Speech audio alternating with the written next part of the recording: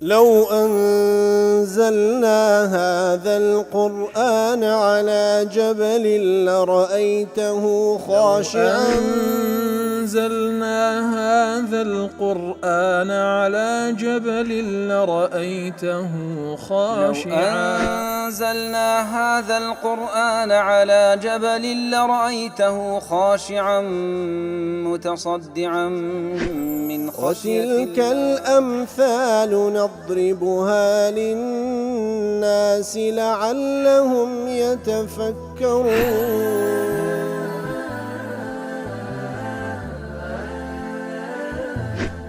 الحمد لله والصلاة والسلام على رسول الله وعلى آله وصحبه ومن والاه.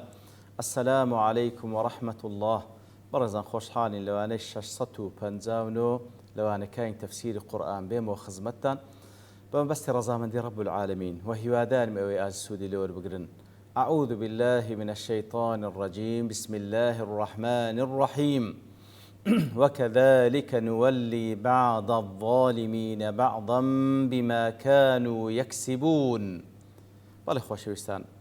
لدواي اوي كوالآت بيشوت الرب العالمين باسي لدي منكاني روج قيامت كردو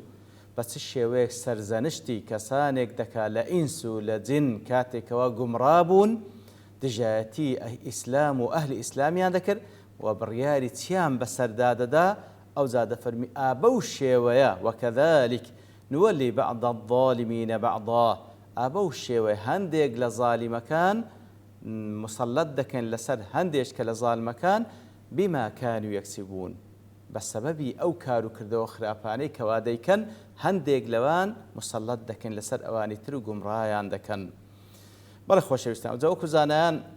ليردا وكو قاسمي در. وكذلك نولي بعض الظالمين أي من الإنس بعضا أي نجعلهم بحيث يتولونهم بالإغواء والإضلال. كواتا هندق لظال مكان هر وكو زن الشيطان كان ما مسلط كربو لقل زن لسر زن إنسيا كانوا قمرانيان ذكرت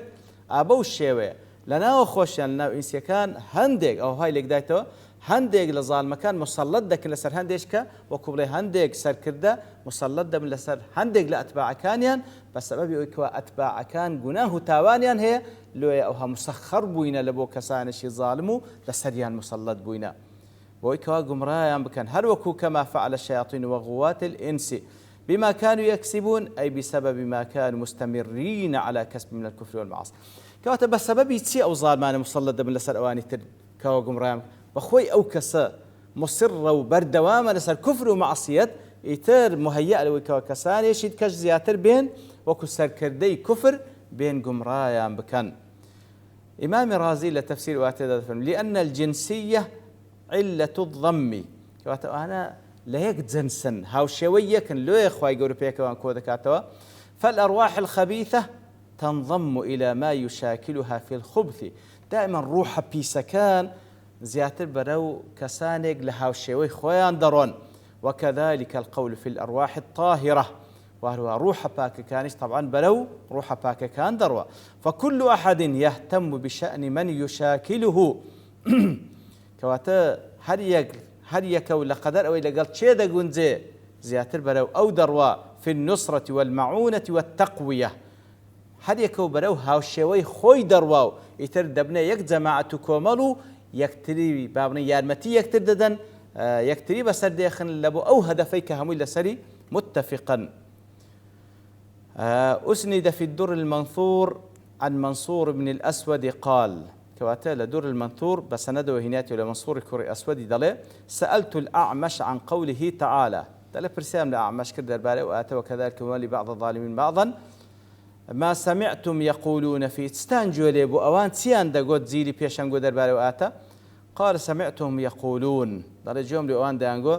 إذا فسد الناس أمر عليهم شرارهم وكذلك نولي بعض الظالمين بعضا. سبحان الله درجهم لي بدلين أجر خلشي خرابون خرابترينيان لسريان دبيت دا صلاة دارو بوشوي الدهان توسينتو برو قمرايان دبا. أبو ليث السمرقندي لتفسير كيدلي لمعناه وآتد قترين نسلط على بعض الظالمين بعضا فيهلكه أو يذل. طبعا كذلك وكذلك نولي بعض الظالمين بعضا بما كانوا يكسبون. وكو هاو شيوي كوكو شيطان الجن كان مسلط لسر شيطان كان دفرم أبو شيوي نسلط على بعض الظالمين بعضا هندق لظالم كان دكينا دا الصلاة دا لسر أواني تر برو هلاكتي دباو زليلي دكا سبحان الله. وهذا كلام لتهديد الظالم أو برياري خواي يقول وكذلك ولي بعض الظالمين بعضا مما كانوا يكسبون تفرمي أو التهديد هرشي لبو كساني شي ظالم لكي يمتنع عن ظلمه تاوك امتناع بك لظلمك خوي تاوك امتناع بك وبقريته لظلمك خوي أو زا خواي يقول أو ظالمي لسل لا دبا. ويدخل في الآية جميع من يظلم تفرمي أو آت لسل همو كسان زي وزيتو كوظلم دكن من يظلم من راع في رعيته هر راعيك هر سركرديك لقدر أوي كظلم لرعيتك خوي دكوين لبردستيان خوي جورش كسيق لسروي مسلط دكا. وتاجر في تجارته تاجرك لتجارتك خوي ظلم دكا خوي جور ظالمش لسروي مسلط دكا. دز بهمان شوا هر كسيق ظالم بي أو زا أجر ظلم لمن دالي خوش بك خواي جورة كسيق مسلط دكا ظلم لي بكاتوا ملت ظالم بي خواي جورة ظالم لسر مسلط دكا. دا صلاة دار ظلم لا ملتك خوي بك خواي جورة ظالمة لي بهيستر لسر مسلط دكا خوا بنامان دا. فضيلي كر عياض ضلي إذا رأيت ظالما ينتقم من ظالم أجر ديتت ظالمك انتقام الطولة لظالميش كوردقريتوا فقف وانظر فيه متعجبا. واستو تماشاي بك سر الصرب منه سر الصرب منه تعجبك لقدر إخوائي سبحانه وتعالى. ابن كثير رحمة إخوائي بدلي معنى آتك أوها كما ولينا هؤلاء الخاسرين من الإنس تلك الطائفة التي أغوتهم من الجن هروكو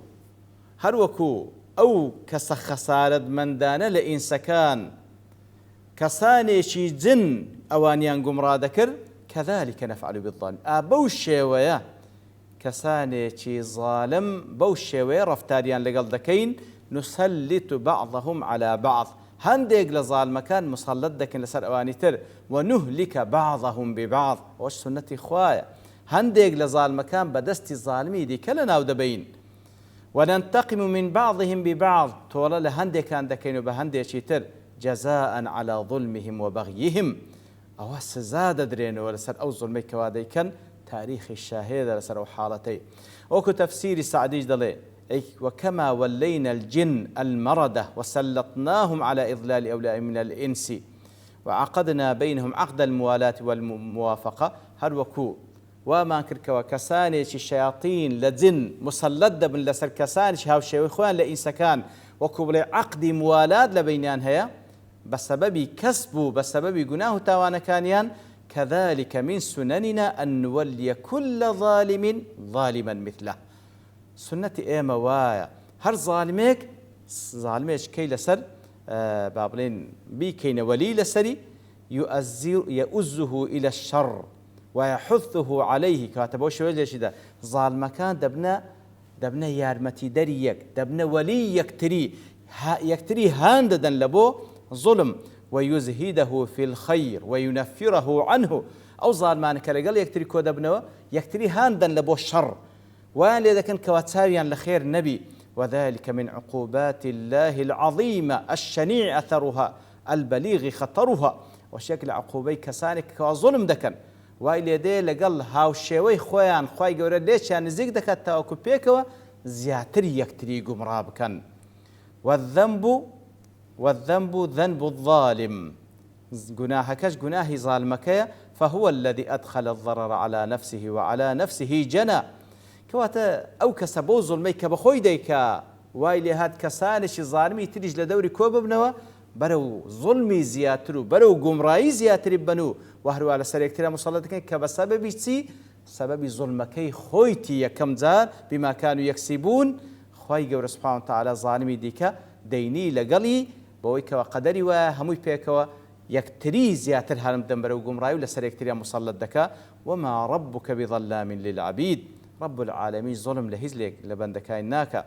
إن العباد إذا كثر ظلمهم وفسادهم بندكان أجر ظلميان زور بو لناوي يكتريو زور فاسد بون ومنعهم الحقوق الواجبة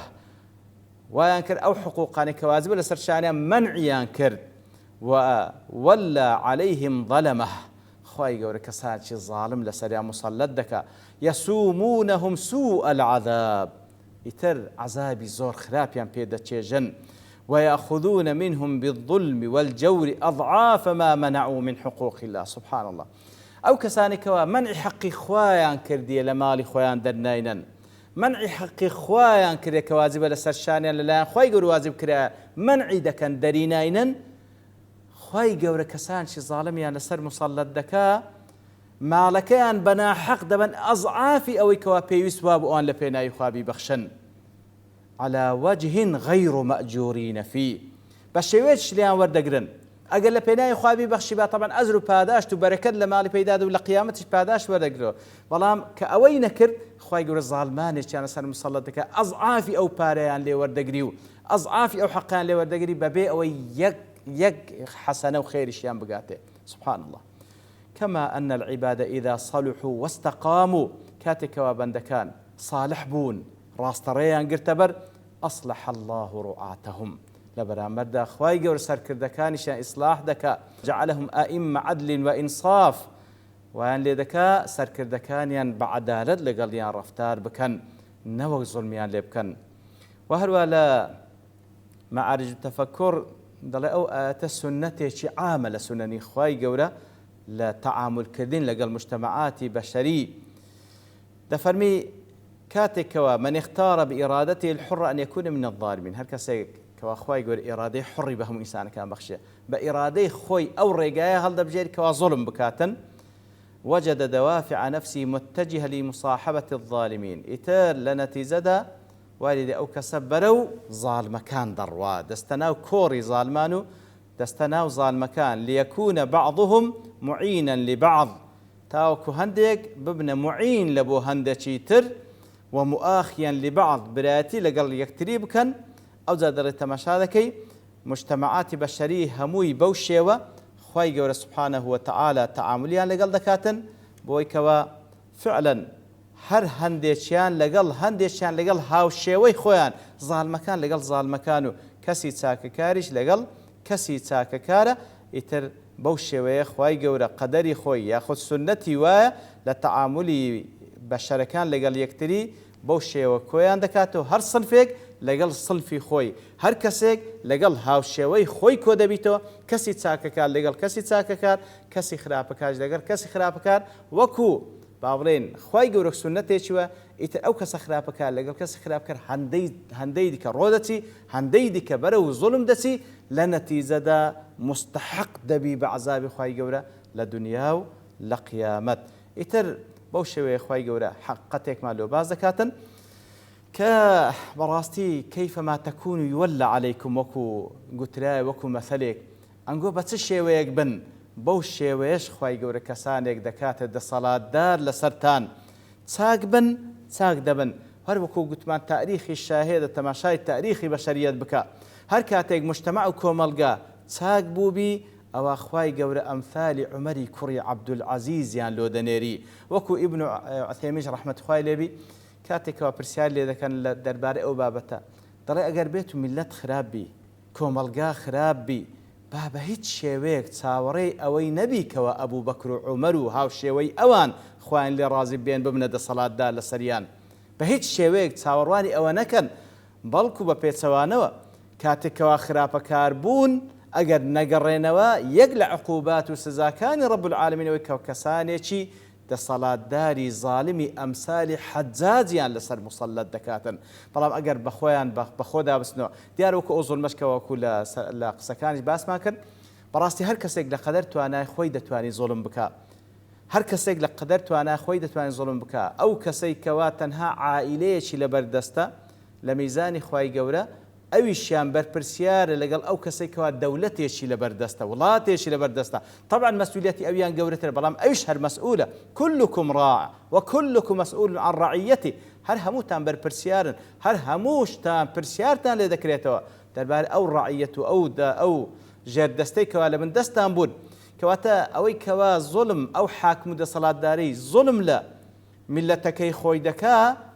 کە ئەویان زالم و مستحق بە عەزابی خوای گەورە هیچ فەرقی نییە لەگەڵ ئەو کەسەی کەوا زوڵم لە عائیلە و لە منداڵ و خێزانی خۆی دەکا هیچ فەرقی نییە لەگەڵ ئەو کەسەی خاوەن شەریکە و مەعمەلێکە زوڵم لەو کرێکاران دەکا کە لەوە ژێردەستینە هەردووچیان هەموویان زالمن هەر هەمووشی بەرپرسیان لەلایەن ڕەب العالەمین وەلەقەدەر ئەوەش کەوا وەکو سنەتێش خوای گەورە کە باسمان کرد لە قەدەرەوەی کەوا ئەتو زوڵم لە ژێر دەستەی خۆت دەکەی واللهی لە دنیاش خوای گەورە انتقام لێ دەکاتەوە کەسێکی زالمتر لە خۆت لەسەر مسەڵەت دەکاتن و هەڵیشی ناگری هەتا تەوبە نەکەی و نەگەڕێەوە ئەگەر بەردەوامیش بی ئەوە بە ئاگری ئەو زوڵمت دەسووتەی لە قیامەتیش بەتەئکید ڕوبەڕووی عەزابی خوای گەورە دەبیەوە خوا پەناماندا وصلى الله وسلم على نبينا محمد وعلى آله وصحبه أجمعين وآخر دعوانا الحمد لله رب العالمين. لو أنزلنا هذا القرآن على جبل لرأيته خاشعا أنزلنا هذا القرآن على جبل لرأيته خاشعا أنزلنا هذا القرآن على جبل لرأيته خاشعا متصدعا من خشية وتلك الأمثال نضربها للناس لعلهم يتفكرون